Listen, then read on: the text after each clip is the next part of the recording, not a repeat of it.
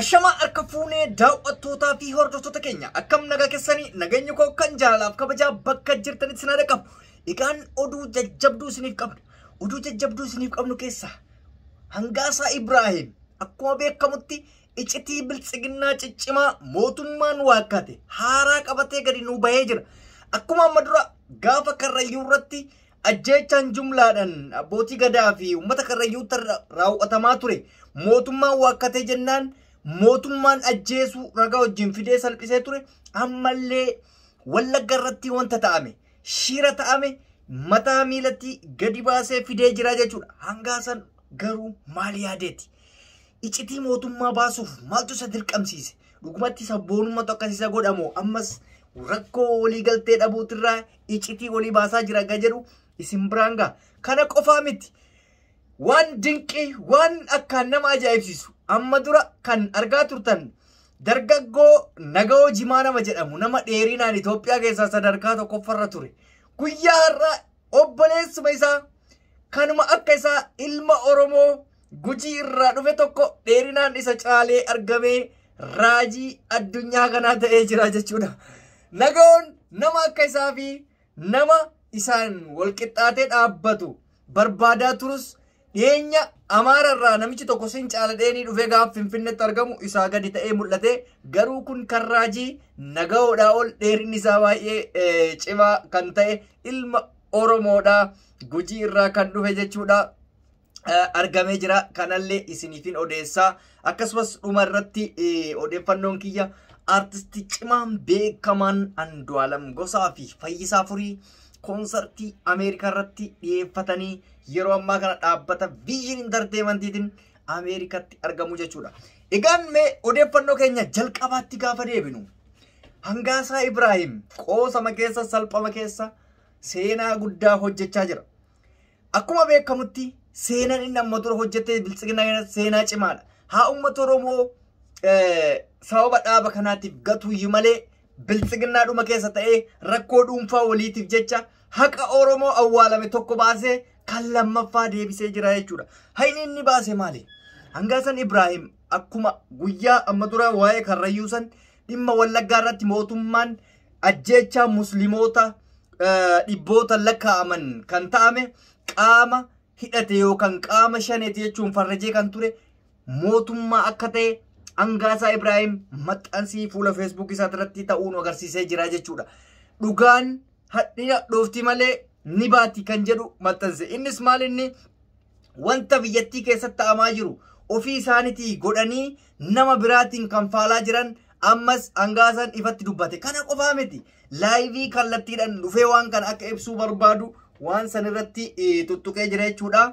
Dhugumatti an dheengate isin himee ture. Mootummaan kun ummata nagaa lafarraa duguugee maqaa shanee jedhu yookaan maqaa qaama hidhatetu waan kana godhe jedhuun ummata keenya darraa jira jechuudha. Kana mootu ragaa barbaadaa turullee amma dirqamas ta'us jaalatus yookaan dhiigni ilmaan Oromoos haa ta'u haqa dubbataaraan. Haqa dubbatamaa jiru maa inni wanticha akka mootummaa naannoo Oromiyaa fi federaalaa waliigalteedhaan taasifametu ifatti himamee jechuudha. Iccitiin kun keessoo isaanii irraa kan dhufedha.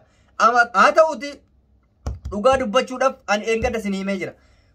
Qaamni waraana bilisummaa Oromoo ummata kana bilisummaa fiduudhaaf, ummata kana gabrummaa jalaa baasuuf, ummata kana ajjeechaa irraa dhaabuuf bosona galee akkamitti ummata nagaa akkas godhu kan jedhu gaafii nuti ta'a. Kun gannuun liqinfamu yoo ta'eeyyuu jenne yoo ta'eeyyuu qaama dhaaba san maqaa balleessuuf xureessuuf keessa jirutu waan kana yoo godhe malee dhaabichi waan kana hin taasisu jennee amannee turre. Garuu dhugaan oolte osoo hin bulle kuloo isaanuma keessaa iccitiin gadi dhoo'ee wanta hunda gochi ta'amaa jiru halkaniif guyyaa gara jabummaa fi gochi maqaballeessillee isaanuma keessaa akka ta'e hubannee jirra jechuudha. Biltsiginnaan waa lama hin beektu. Takka akkaataa itti biyya bulchan hin beektu, takka ammootu akkaataa itti kijiban hin beektu. Kijiba irraa beekamu, kijiba bor mul'atu hojjetteetiin nu agarsiiste jechuudha. Kanaaf dhugumatti uummata Oromoo amantiidhaan walitti buusuudhaaf. Mee amma sababa waan sanii Ustaaz Raayyaa Abbaa Maccaa Amaarri mataa isaa gaggaragalchiteetiin halkanii guyyaa irraa haasofti jechuudha. Ustaaz Raayyaa Abbaa Maccaa waan tokko hin dubbanne. Biyya hundatti Islaamni maaf roorrifama? Oromoon maaf roorrifama jedhee lole malee waa tokko hin dubbanne. Garuu isuma san akka waan Oromoon hin goone maali jedhee waan tokko dubbatutti mataa isaa gaggaragalchanii kabaja isa dhoorganii sheeka ustaaza nuti jaalannu ustaaza sabni kun jaalatu kan amantii islaamaa qofa osoo hin taane kiristaanni jaallatu maqaa isaa xureessanii jechuudha. Dhugaan garuu ofuma isiitii baate ganaa kanaa olitti eenyu ajjeese akkamitti aame shira'ee nutiin kan jedhu hangaasan live irratti qabatee nu dhufaa jira jechuudha. Hundaayyuu nu argina walumaan. Inni itti aanu obboleessi keenya nagoo jimaa hedduu baga gammaddeen jedhaanii dhugaa rabbititti wanti inni jedhu yeroo hunda nama ofii gaditti ilaalee dubbisuun baay'ee natti dhaga'amadha. Guyyaa tokko nama ofii olitti ilaalee dubbisa jedheen abdii qabu osoo jedhu bulee osoo ooliin baatii 5 osoo hin gahin kuloo obboleessi isaa naannoo Gujii irraa kan argame tokko jechuudha. Dheerinaan isaa ol akka ta'etu BBC'n afaan Oromoo gabaasa jechuudha. Odeeffannoo qulqulleeffameedha. Ammatti qaamaan wal arguu baataniyyuu dhiheenyatti akka walitti dhufan yookaan immoo Giinas Buukiin Itoophiyaadha waan san akka walitti fiduuf BBC'n afaan Oromoo maxxansee jira jechuudha.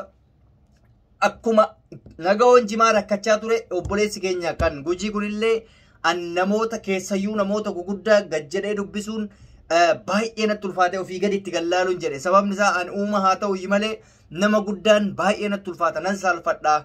Garuu nama ana olii tokko argeetiniin osoo waan kana wajjin deemee hawwii kotture amma nan argadhadhee abdii qabaa. Kanaaf nagahoo jimaa wajjin akka wal arguuf karaan akkana saaqamu jedhee jira. Nagahoonis baga gammadee uummanni Oromoo raajii hedduu qaba. Dheeraa qaba, gabaabaa qaba, bareedaa qaba. Wanti inni hin qabne hin jiru. Beekas qaba. So kuni waan baay'ee nama gammachiisudha. Akka addunyaatti dorgomanii maqaa keenya akka yaaman abdii qabna. Addunyaa irratti keessayyuu akka Afrikaatitti uummanni gaggabaabduun uummata Itoophiyaati. Maaliif akka ta'e hin beeku. Akkuma saayinsiin fi ija keenyallee arginutti meelaala akka Afrikaa fi akkuma biyyoota hundaatittu namni gaggabaabaa jedhame biyya keenya san keessa jira. Itoophiyaan hundi gaggabaabdu. Namni dheeran Itoophiyaa gaafa biyya biraa deeme gabaabaa ta'ee mul'ata. Nama biyya kiyyatti dheeradha naan jedhan. Gaafa ala kana dhufu araba jala dhaabadhu ilmoo isaanii fakkaadhaa jechuudha. Xixiqqaadha. Habashaan maaliif akka ta'an hin beeku. Keessayyuu Oromoolleen akkasuma. Keenumaa fi kun uumamaa kan itti aanutti gaafa darbine aartiin Oromoo fagaatee jira. Aartiin Oromoo sadarkaa biyya ofiitti awwaardii qopheessu, sadarkaa gootota keenyatiin awwaardii qopheessu bira dabarfatee Vision Entertainmentiin cimina guddaa aartii Oromoo irratti baroota sadeen kana argisiisan yoo ammaa kana jechuudha. Aartistii ciccimaa aartist Andu'aalam Gosaa fi Fayyisaa Furii koonsartii cimaa Ameerikaa USA irratti qopheessee fi gama san imalsiisee jira. Yeroo ammaa kanatti jarri lamaanuyyuu Ameerikaa jiran. Oromoon koonsartii dhiyeessuu irratti hanqinaa fi rakkinni guddaan jiraatullee Vision Entertainment aartii Oromoo lafatti kufee ture lafaa ol kaasee viidiyoo kwaalitii cimaa qabu. Hojiilee babbareedaa nama hawwatan gadhiisa. Amma garuu artistoota keenya ol guddisee sadarkaa Ameerikaatti koonsartii affeeruu bira ga'ee jira. Hojii cimaa kanarratti shoora olaanaa kan taphate Birraa Gammadii ulfaadhu galatoomi jennaani. Aartiin Oromoo dhugumatti guddatuusaa kan ragaa itti baanu viidiyoon 4K quality bira dabarfatee kan sadarkaa hanga 2000 fi wayititti osiqee jira jechuudha. Qulqullina isaa neetworkii 4G malee akka hin bannetti ilaali. Qulqullina isaa guutuu isaa nan laalee wette neetworkiin 4G yookaan 4G plus hanga 5G malee neetworkiin 3G maaliin kun hin banu tasallee. Kana jechuun guddinni aartii Oromoodhaa saffisaan dabalaa deemu. Laal aartii guddatu jechuun waan biraa isinitti fakkaatina. Namni irratti hojjechuu danda'u tokko seera teknoolojii ammaa jala deemee gaafa hojjete guddinni sun saffisaan deema jechuudha. Kanaaf shoora olaanaa Birraa Gammadii taphatee jira. Aartistoonni biraallee hojii hojjetan hojii qulqulluu akkana editingii qulqulluu 4K dhaa fi quality high'dhaan gaafa viidiyoo keessan hojjettanii fi iddoo bareedaa yoo filattan baay'ee gaariidha. Aartiin Oromoo hin ka'a jennee yaannaa yookaan immoo ganduma keessa deemtanii viidiyoo mantaane fi quality hin taane gadhiisuun gaarii miti. Maaliif saba keessa kiiloo keenya gabbuusuu danda'a. Dorgomaa ta'uu danda'uu qabdan aartistoonni keenya jechuudha. Akka Oromummaatti kanuma isinii dhaama. Egaan daawwattoota hordoftoota keenya oduun idilee nuti qabanne kana fakkaata. Guyyaa muraasa booda ammas akkuma beekamu Jawaar Muhammad koonsartii yookaan immoo sirna galateeffannaa guyyaa 24 irraa eegalee hin qaba. isaan hanga walitti deebinutti turtii gaarii naaf qabaadhaa. An kan waliin ture Reedii Adam Tube namoonni YouTube chaanaalii kiyya Faariyaa Taatan subscribe gochuun maatii keenya dabalamaa ulfaadhaa galatoomaa kabajamaa.